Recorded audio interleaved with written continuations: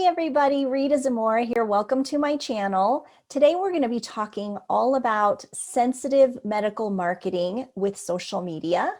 And if you haven't already, please be sure to subscribe to my channel. That way you can get a notification to keep up with all of the awesome new tips and insight to help you keep growing your practice with social media. And I am super excited to bring you our guest today, a very, very special and unique guest here for our viewers. So welcome, Dr. Lynn. Thank you so much for being here. You're welcome. It's a pleasure to be on your show. Oh, thank you so much. I know you are incredibly busy, and I'm honored that you took some time out of your busy schedule to meet with us.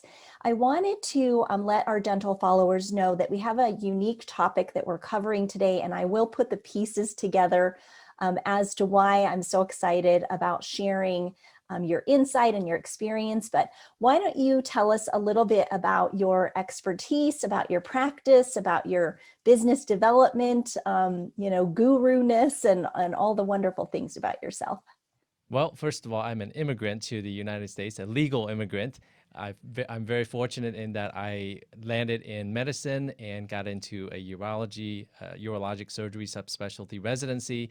And then I started practice in 2006. Yeah, 2006. Been a while.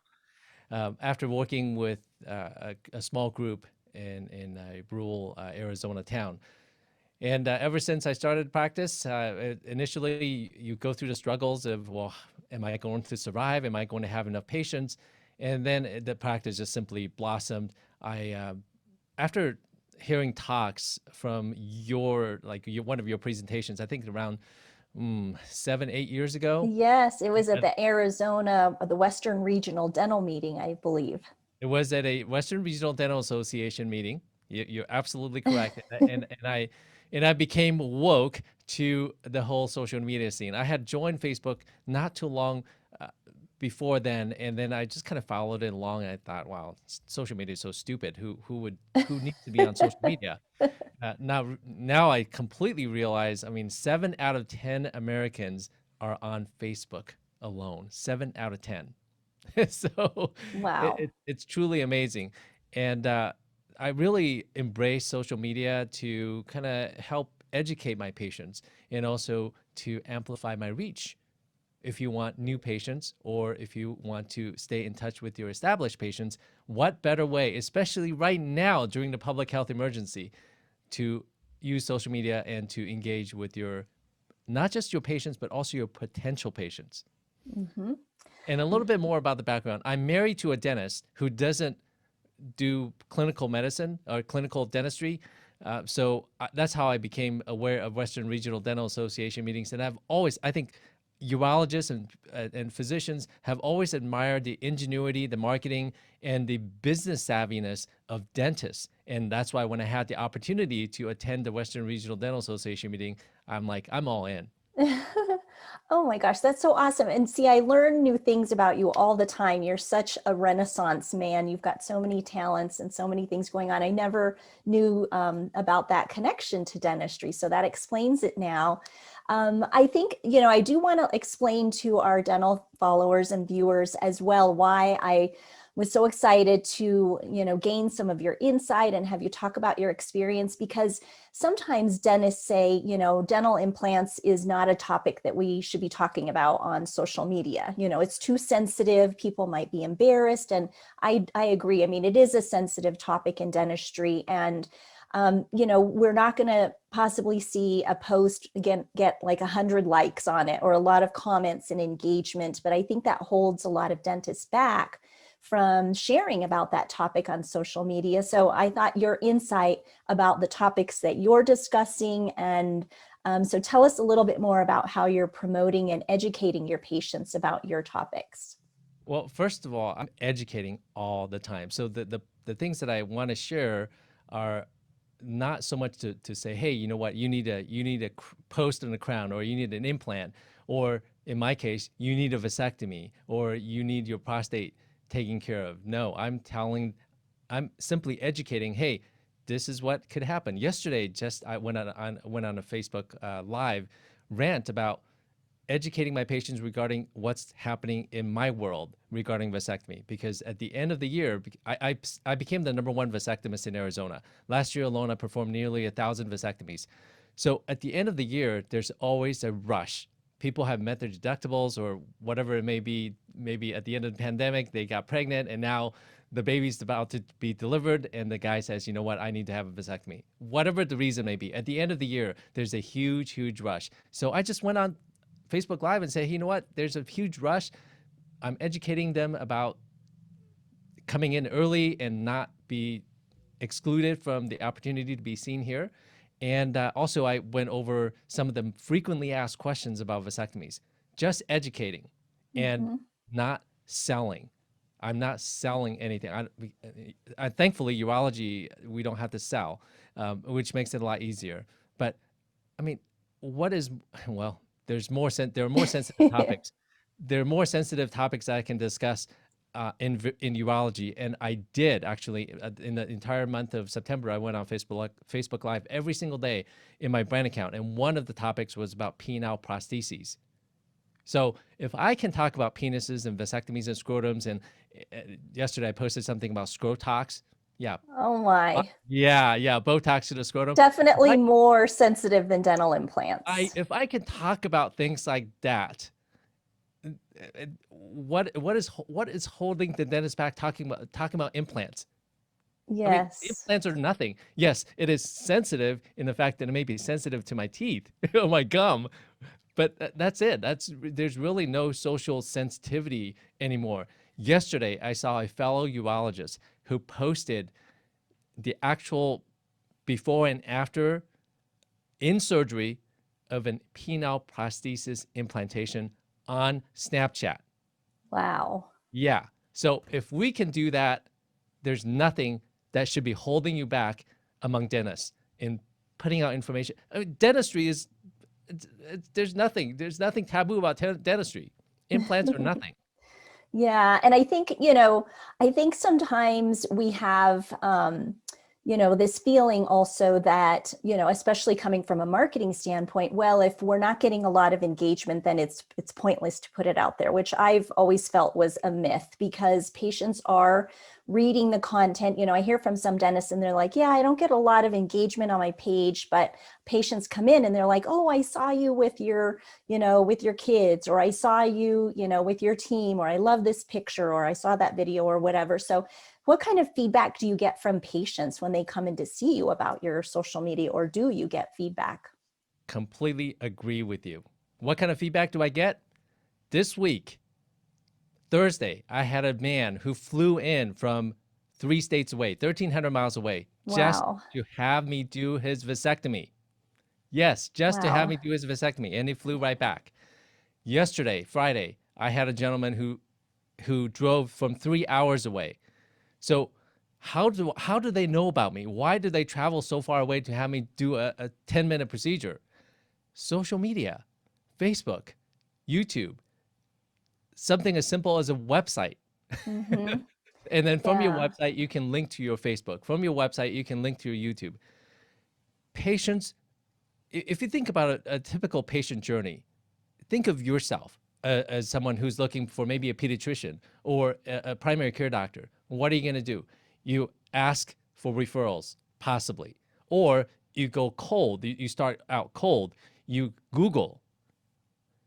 What are people going to see when they Google you? They're going to see your Facebook page link. They're going to see your uh, website link. And if you're not there, if you're not producing content on those platforms, I mean, that's part of social media. That's your external representation to everyone else in the world. So if you are not there, what are your potential patients going to be doing?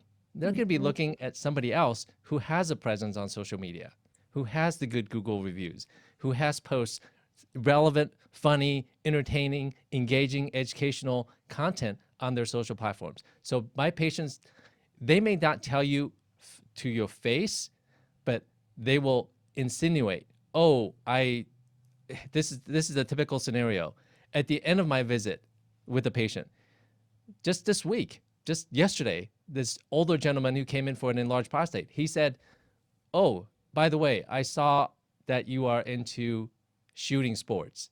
I also dabble in competitive shooting. So he started talking about something that he just purchased. So he's been stalking you online Every somehow, or you maybe on you Facebook or something. they all research you. They all look you up. And Yeah, and if this you're is an not, older gentleman, you said this is too, right? Because sometimes I think there's that myth of, oh, it's only for young people, right? not at all. Since 2012, the elderly population increased by at least 50% as far as the number of older people using Facebook. So it is definitely not just older people at all. Hmm.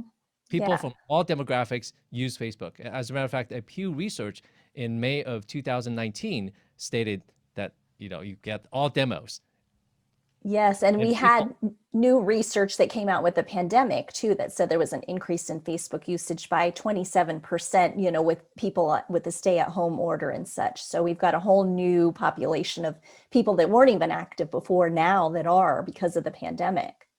And once you start, you're kind of addicted to the platform, and then Yeah, you want to I you know. want to That's a learn whole more. nother show that I want to talk about with you sometime. But yeah, and part of this too, to your credit, Dr. Lin, is that I mean you're all in. And when I met you years ago, I don't even know, was that 6 years ago, 7 years ago?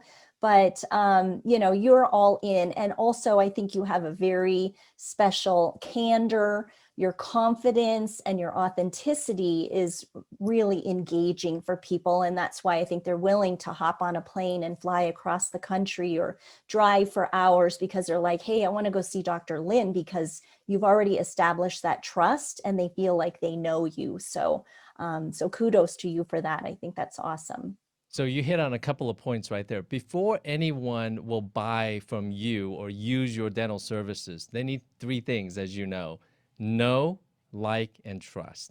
Right? So Mm-hmm. they need to know you. What is the easiest and the fastest way to have a potential patient get to know you, like you, and trust you? It's through video. And that's why I'm all in on video. Now, for your dental clients and potential clients, I think of it this way when I talk to my urology colleagues: you don't have to do any of this. You don't have to do any social media if you want to be like everyone else. If you like mediocrity, if you like average, fine. Just Or if do you don't your. need any new patients at If you all don't need any new patients, and you don't want relationships with your patients. exactly. And I see dentistry or dentists going down the path that medicine has, and that is engaging in involving with insurance, dental insurance. So if you are engaging in dental insurance, it's kind of like you're paying a 30% because your usual customary fee schedule is typically discounted by 30%. You're paying a 30% fee for marketing. I would rather spend that 30% and go direct to consumer and skip that third party, right? As Mm-hmm. if I'm a dentist, and I would do everything I can to engage with my potential patients and get patients directly de novo from the wild. Yes. Well, I, and Go ahead. yeah, no, I was going to say, as I said, you're multi-talented. So we could have you come on for like multiple different topics for not only the topic of social media, but also for your business development expertise, because you really are unique and just have been, not only active on social media, but behind the scenes doing such a great job with your team and the way that you've developed your practice. So, So dentists do not need to fear about posting what they are learning about or what they're doing with implants. I mean, that is not even a concern at all. And patients will engage with you. They will research you online before they see you. And you need to create that know, like, and trust. And there's no faster and better way than through social media, especially during the current public health emergency. And I get ads, dental ads, because I stock dental practices and dental businesses. So when these ad agencies say that get the 20 to 30 new patients every month, I kind of chuckle because I'm seeing 150 to 200 new patients every single month. wow. Wow. That's amazing. That's amazing. And this wasn't, to be fair, this wasn't built overnight. I mean, you and I did meet years ago and you've been continuing to, grow your audience and your followers and the way that you handle your social media. So tell us, what are some tips when it comes to social media content development? Because I think that scares a lot of dentists. And do you have an assistant or a team member, or do you get some help? Tell us a little bit more about that. Well, I get help from just by looking through other brand accounts and looking at what you are posting on your timeline through your business Connect 90 and some of the Thank ideas you. in how to engage with your audience. Um, what well, you said something about, not getting, I'm going to go back a little bit, not getting the engagement that you want as far as the number of likes or shares and things like that. Well, Yes. you have to provide valuable, engaging, entertaining content before people want to share. So it's important not to get so fixated on the vanity metrics, but it's probably more important to look at what is the net return on your investment when it comes to new patients, when it comes to the bottom line, because everybody's fixated on the number of clicks, likes, shares, but don't get fixated on that. You just need that one person to come in for that full remake, remodel, makeover, implants or multiple implants, and the ROI on that. So when I post content, I'm not fixated on the number of shares or likes. I just need that one person. Hmm. That's What so what good. what are some of the what contents are engaging? Well, you already mentioned it, authentic content. My thinking is whenever I post a piece of content, it is never to sell a product or service. It is never to sell a product or service. I'm always thinking about how do I create value to the audience, to my audience? Am I entertaining them? Am I educating them? Are they being informed of something new? It could be behind the scenes of your practice. You're not selling anything, you're just telling a story. You're sharing about what is going on in your world. And that is interesting to some people because I want to know, well, what does a urologist do or what does a dentist do when they get into the office? I think I have an idea, but wouldn't it be great for you to share your dental team to share what actually goes on? What is the do you guys do a huddle?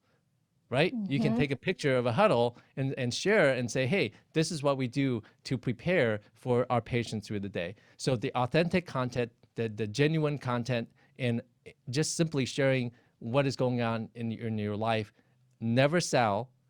Well, not never, but once in a while you can say, hey, we're having this promotion. You know, once in a while sell, but it's Yes. always about bringing value to your audience. The world is now your audience. So Yeah. bring value to your audience. That is the number one tip that I have for content creation. And variety. Variety is the spice of life. I love doing video. Find the medium that works for you. If you like to write, great.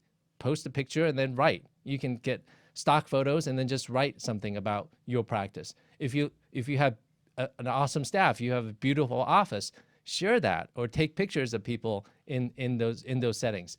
What is the most impactful when it comes to creating that know, like, and trust? Patient testimonials. Video patient testimonials. It's weird, it's awkward to ask patients for video testimonials, but once you start, it is so much fun. People love to share their stories. If I had a full makeover, a smile makeover, I would want to know the before and after, and more importantly, to bring out, to elicit the emotion of that patient going through that transformation. At the very end, maybe you want to ask, hey, how did having this makeover change your life? Or how did this change your quality of life? And then just have them talk about that. And guess what? They're the hero, and you, the dentist, is the guide. Takes just a few minutes, and that video can last forever in Yeah. bringing you potential new clients, new So patients. valuable. So valuable. And I continue to hear that too, from our dental clients, that their reviews and testimonials are one of the number one ways that they're getting new patients today.